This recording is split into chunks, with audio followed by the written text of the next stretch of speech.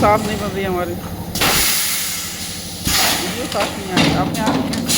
हाँ आ गई ना।